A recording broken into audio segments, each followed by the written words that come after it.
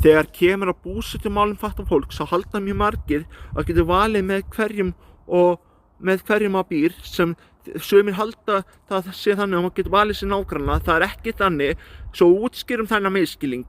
Oft er hægt að velja sér hvort maður hefur maka eða dýr á heimilinu, en þú getur ekki valið sem nágranna. Ég misskildi það einu sinni og hélt að ég geti valið með nágranna.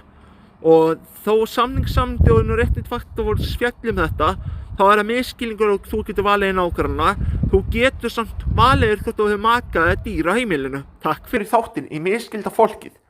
Ég ætla að fjalla samningssamþjóðin um réttindi fatlaðs fólks enn og aftur. Þegar kemur á ferðafrelsi, þá fjallar það að þú ferðast það sem þú vilt óháð hindrana. En því miður er ennþá hindranir í samfélaginu. Til dæmis ferðaþjónustan gengur ekki hversum landi liggur, sem er ömurlegt. Þannig að segjum svo að mér langi í stutta ferð til Keflavíkur og vilja fara út, þá er það ekki hægt. Og segjum svo að ég vilja fara til Selfossar, þá er ekki hægt. Ég skil alveg með Akureyrarmálin, það er eins flóknara þar, en það er samt ekki flóknara en maður heldur. Það er alveg hægt að hliðra til með því að ef fólk panta bílinn með viku fyrirvara, þá getur ferðaþjónustan skipulagt ferðirnar fyrir fatlaða fólkið sem það vill fara. Takk fyrir. Í þáttinn misskilda fólkið. Ég heiti Ellima Haraldsson Sebits og er umsjónarmaður þáttarins. Nú ætlum við að fara yfir helstu 3 bjargráðakerfi sem ég lærði í geðheilsuteyminu þegar ég þurfti á því að halda. Til dæmis segjum svo að þú treystist ekki vinnuna og sest einmann og sér eitthvað, þá er það gagnlegt að vera heima og gera eitthvað annað, eða er ekki gagnlegt. Like-puttin er gagnlegt, búputtin er ekki gagnlegt.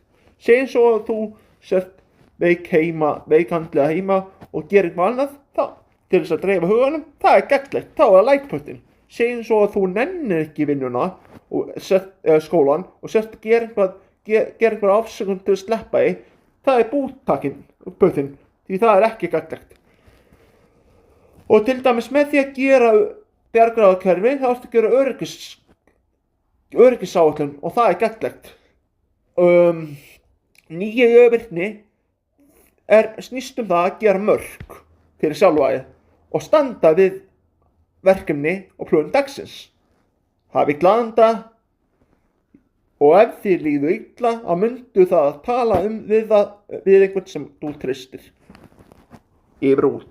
Oft þegar mér líður illa þarf ég að gera öndunaræfingar og hlusta á núvitund og slökun. Það er líka ákveðin bjargráð í því, eins er ákveðin bjargráð í því að geta tala við einhvern.